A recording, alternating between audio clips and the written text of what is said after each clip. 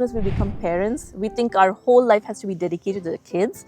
So elementary school level, they're very happy to embrace our culture. They come with us to Diwali and Halloween. But then middle school is not cool. Don't try to immediately push your kid to do what someone else is doing, because every child is so unique and then they have their interest. I found like meditation, it can mean anything, like to different people. It's just basically keeping your mind in the present. You're not worrying about the past, not anxious. Namaste everyone. Namaste everyone. Welcome to my channel Yoga with Preeti and Beyond. Today I have a very special guest, Bhargavi, and I know her for last 19 years. Can you imagine? She is a teacher here in school, and I thought that her valuable experience raising kids and in general in life will be so helpful, because time to time I go to her for a lot of advices, and she's like very cool person, and she wants to enjoy life, and I love that attitude about her. So I thought that it'll be so good to bring her here on my channel. So welcome, Bhargavi. Thank you, Preeti. Thank you so much. Thank you for having me. Yeah, tell us a little bit about you. So first of all, thank you so much. I've known Preeti for so long, and I you're know. very accomplished at work. I know that. And then, but this you're doing for giving back to the community, for women health, well-being. Thank you. Yeah. So I really appreciate what you're doing, and I'm excited to be here. So a little bit about me. I've lived in Irvine for 21 years now. Raised two kids. My elder daughter is in University of Michigan doing masters. My son is in University of Illinois, Urbana-Champaign, and he's doing finance and data science. And as for me, I work in Irvine Unified School District. I work with special needs children, so both autism spectrum and medically fragile. And so I love everything about Irvine, and I love my job, and things are going really well. I'm an empty nester now. Yeah, I think this is really great. And I think that your older one is so accomplished. We have seen her, and I think that, and younger one is also doing so good. I mean, I think this is a fantastic time to bring your wealth of experience to my community here. I think it'll be so helpful. And a lot of people have reached out to me and say, hey, this is actually very helpful. They love it. And I'm like, I wanted to do this more. And I see real life heroes here, right? We don't have to go to like some other folks and just try to figure out like how to do this, how to do that for kids. I mean, I have reached out to you for so many information I needed for raising daughters in America, right? Yes, that is a challenge. Yes, that's a challenge. I did not know that was a challenge before I had that. So I mean, it's very different. So I have some questions I wanted to ask you. Did you find balance raising kids and taking care of yourself, both physically and mentally? Because I know that you have been doing a lot of LA fitness, like a lot of Zumba classes and all. So how do you do that? With right. Oh, you are so kind. That's so nice of you to say. But what I've noticed is in our culture, generally, as soon as we become parents, we think our whole life has to be dedicated to the kids. So, I mean, that was great. Like our parents did that. That's why we have so many successful Indians, right? Because our parents dedicated their whole lives to bringing us up, right? But at the same time, if you look at our parents' generation, they started getting knee problems at 50, diabetes, heart problems. So we should do one step better and take care of ourselves while looking after our kids as well. So I think the main thing is try to find a way to, even if you have young children, like if you can't get out of the house to do exercise, like lift weights at home or do something like that. Yeah. Or husband can watch the kids when you go out for date nights. That becomes like, I mean, like girls' night out or something. So that can be mentally something for you to do different from the kids. And always try to find small opportunities to do something just for yourself. Yeah, I think this is really great too, because like we as a woman always feel guilty if we are doing something for ourselves. And I think it's such a great piece of advice that you have small kids, you just take time for yourself and go out and enjoy. So that's really helpful, right? And I think that at the end, as you're saying, that we are like, I'm in my mid-40s, we are seeing a lot of health issues going on around, and even our parents, we wanted to avoid that, right? And we don't have much help here in general, so we just want to make sure that we do exercises too. How did you navigate the balance between maintaining the Indian cultural values, right? You are from southern India, your background, and helping your kids adapt to the culture in US? Because I think this is also a lot of Indian parents are struggling here. Oh, should I, should I send them to Hindi classes? Should I teach them Hindu culture? What's your opinion about that? So what I feel is whatever comes organically to your children, like I would say at elementary school level, they're very happy to embrace our culture. They come with us to Diwali and It's true. Holi. But then middle school is not cool anymore, right? They want to do what their friends are doing, and then That's they don't want to true. take curry in their lunchbox, and they don't want to wear the dress. They say all the Indian kids are like they're too studious. I don't want to hang out with them. And then, but then when they go to college, it usually they come back to their roots. So let it happen on their own. Like don't force the culture. Okay. Always expose them to it so that they don't forget about it. Like take them everywhere you can. Like show them it's fun. And then automatically, like I think as they get older, they realize that value. They feel that they have their own community and things which they like to do within the community and culture. So that's how I think that's the best way. मुझे younger daughter ना वो बोलती है मुझे ना Indian food नहीं ले जाना है lunch box में. Exactly. So I mean, and these are genuine phases of kids' life too, and we Right. always kind of struggle with that when we have kids who are above 10-year-old. They are kind of building their own personality, and Right, we feel right, so right. hard. We're blessed to live in Irvine where there's so much diversity. That's true. So they Yeah. still can find groups of their own. Like, there's the people who come with them for Garba or something like that. That's true. But That's true. at the same time, if they want to like diversify, do something a little bit more Western, that's fine. Let them try it. Like that. So that's a good piece of advice, right? Like don't really force things on them. Like let them bloom. Yes. Right? Only if they love it, they're going to follow it throughout their life. That's true. That's very, very good, important information, because sometimes, like even me, I always like, oh no, आज तो Indian food ही खाना है. So they're like, Right, I don't want to do it. I want know. my ये तो own हमेशा दाल noodles. चावल ही होती है Indian food Exactly, में. exactly. Now I have teenager kids and I'm going through a lot of stress. You know how it goes, right? Right, right. So, like raising kids in this fast-paced world, how do you manage stress, especially during key moments like college application, high school years? Because it's like a lot of toll on the moms, also parents. And I really want to know, how did you manage? Like you have now 2 kids out to the door, and we wanted to know. Yeah, so whatever I say now, it's like easy for me to say because it's over. But when you're in the thick of things, it is, I mean, I would say the biggest takeaway I have from those years is that when someone other parent tells you their kid is doing this or that or science Olympiad or math, and just don't try to immediately push your kid to do what someone else is doing, because every child is so unique and then they have their interests, their passions, and colleges really appreciate the kids who do what they do truly believed in. So I would say the reducing stress for college application season is let your child do whatever they love. I know. I think you told me that long before that. Don't get into the competition, Preeti. Right. Oh, yes. I think that's very important. And we as a parent get carried away when we are listening that, oh, the such and such kid is doing this, and oh, what my kid is doing. And as you were saying, it's very, very important, right? What they love. And it's okay not to really be go into academics too. There are so many different things. And I mean, it's a different kind of FOMO, right? Like yeah. Your kid is the only FOMO, one. Yeah. If your kid is not the only one who's not playing a sport, then you're like, oh my gosh, I didn't do my job well. My kid is not playing a sport. Yeah. No, I think this is good. This is really good. And what about the stress? Like as you were saying that, okay, the kids should do. And did you have to go through, like, how were you managing your stress level, like when kids are going through submitting their college applications? Like as a parent, how did you feel? I think the basic thing is to always believe in your kids. Like you just have to believe that wherever they go, they're going to be successful. So if there's a college for everybody. So if you start right from community college level all the way to Ivy League, every student has a place in some college, right? So if you treat it like that, if you don't care about the name brand or like being able to tell 4 people, my kid goes to a top 20 school or something like that, when you give up all those kind of things, then you know, oh, my kid is going to go learn somewhere. That's true. Yeah, then everything is like, okay, I'm fine with it. And I think that's one of the acceptance we as a parent needs to do, right? Like, hey, it's okay if the kid is doing a community college, or it's not a status quo, right? That we just be fine. And one of the question too I have is like,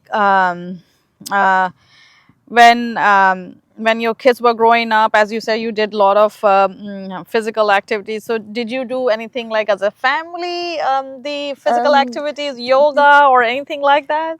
I would say that all of us like different things. So it was Uh-huh. very tough. My husband likes to go for long walks. I Okay. like Zumba more because of its social connection with people. Correct, correct. And my daughter, she didn't do any sport, but then she did dance company and cheer Oh and yeah, those kind she of was so things. good at that. Yeah, I So I remember. mean, that again, I would say my son liked track and field, Hmm. but that's the point that I'm saying. Like everyone won't take part in a sport, but they have Hmm. different ways of moving, right? Right, And right. so if you're looking at it from a health point of view, as long as you're getting up, moving, doing something, and it's something which making you happy, that's exercise.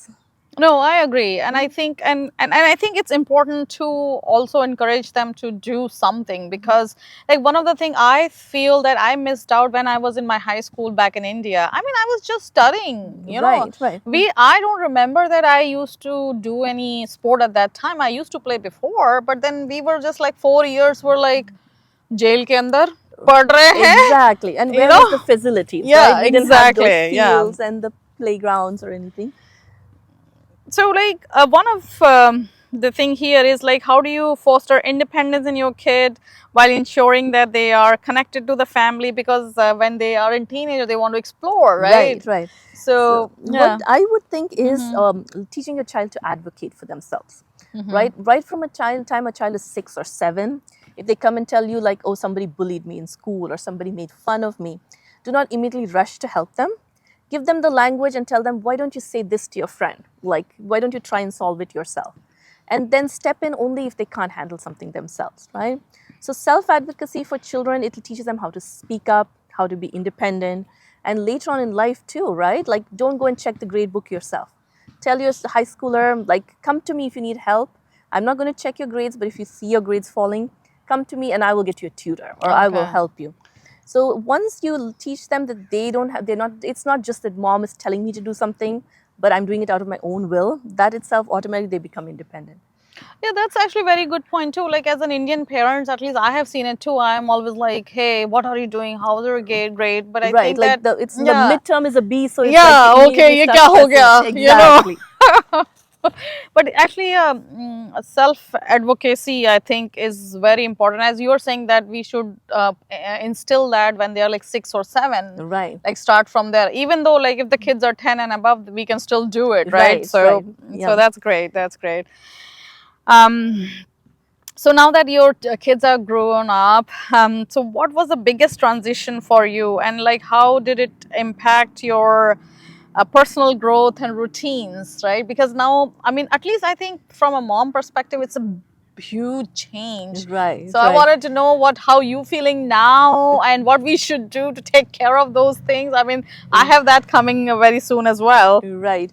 So there are a lot of transitions which happen which you're very grateful for, right? Like when your child hits 11 or 12, you can leave them alone for a couple of hours and go to the Yes, yeah. grocery store. So that's such a big deal.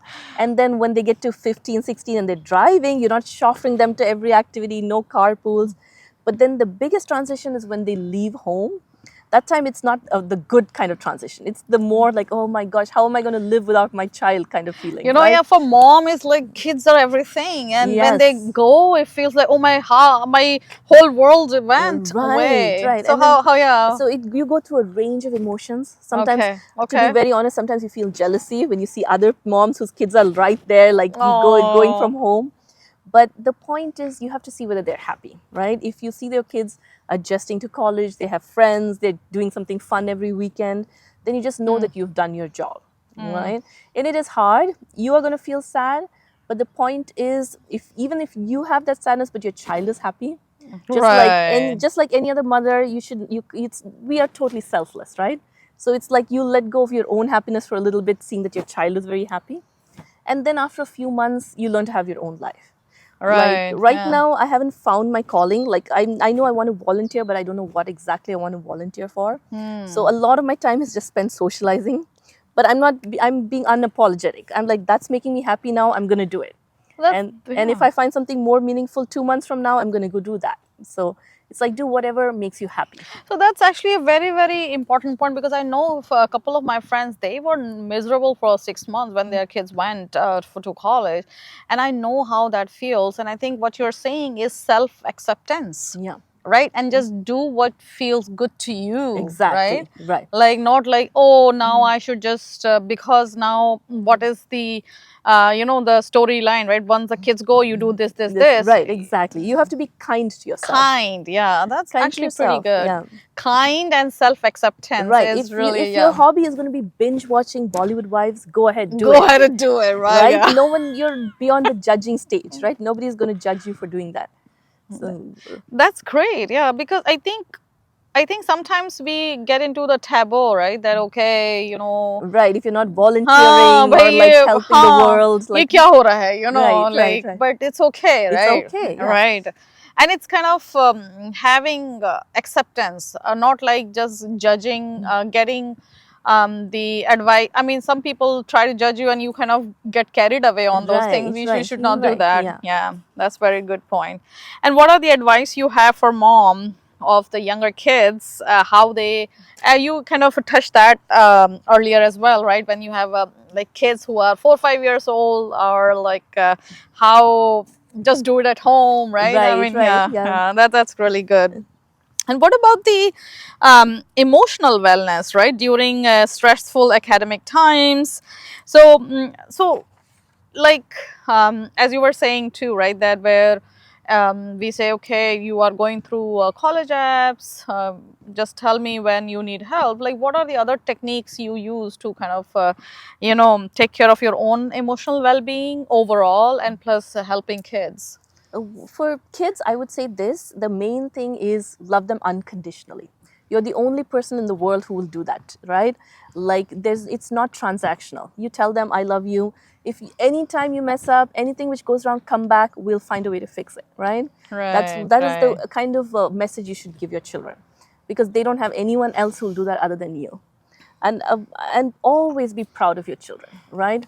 Never compare. Even when you compare in your mind, you should feel like my child is the best, you know. Yeah. And I think sometimes what you just said is very important, but I think we forget to love them unconditionally, because like when they're little babies, we are loving them, we're taking care of them, and then we go into the school system, and then we're like competing, Right. right? And then you're like comparing them, and everything seems to kind of like, okay, what your outer world is seeking about your children becomes Right. your perception too. Right.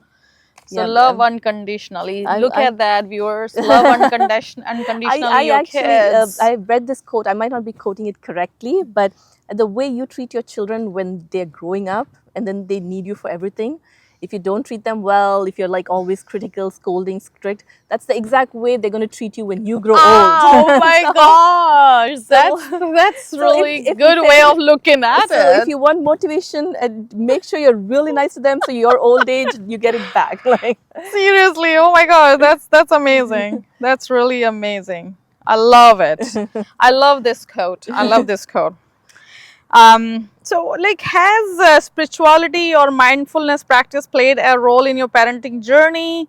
How, if it has, how it has influenced your relationship with your children? I think that now that we are, I mean, I'm learning about the spirituality these days. I was like, how come I did not know this, right? But I think that you have been kind of you know quite a lot of things, and I always seek advices from you. that's so nice. Thank you. Yeah, I was like, sometimes you just need a person you can lean in, and I mean, you are that, Bhargavi, and very cool way of saying it to all of us. Thank you. Thank you. Yeah. So I think it's great, and maybe tell us more mindful practices if you have done. Raising your kids, maybe just share a couple more tips to my So viewers here. one thing which I found, like meditation, it can mean anything, like to different people. It's just basically keeping your mind in the present. You're not worrying about the past, not anxious about the Exactly. future. So my way of meditation is just sitting down with a cup of coffee in the morning, 6 to 6:30, like where I'm not doing anything else, not trying to have something going on the stove in the background. just that time Wow. for myself. That's how I always, all these years, I take at least half an hour where I'm not doing anything else. And then as far as with the family, I don't think we ever developed a process, some kind of technique where we can all meditate together. But I think each one of us in their own way, we found something. Which you Yeah, love, you know, and right, yeah, yeah. yeah. And I think that's one of the things, it's very, very important, right? Like, as you said, right? It's meditation is not about like, okay, om and om. It's not that. It's like Keeping your mind mind present. Yeah. present, right? Yes, And yeah. as you said, that 6 to 6:30 of my time, I'm just with myself and I'm not thinking about what I have to cook all day. I think that's very, very important because like someone else said that, hey, when I'm running, it's my meditation because Right. I'm focusing on my running. Right. Like someone is running for like a mile or something. That's my meditation. So I think it's a very, very good point. But I think that being present in the moment, right? Right, right. So see, I told you already had those things sorted out, Bhargavi.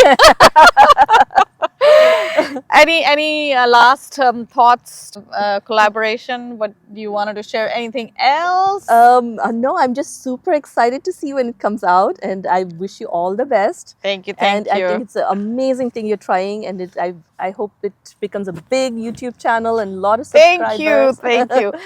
You know, I felt that I wanted to share my life experience, and we are learning, right? And I feel that when we get older, I mean, how do I communicate what I have learned? I mean, and I feel that now the social media has provided us such a Right. tremendous Yes. opportunity. Yeah. I mean, like for you, like my real-time heroes, right? Like who we seek advice. I mean, we wanted to show this to the world, right?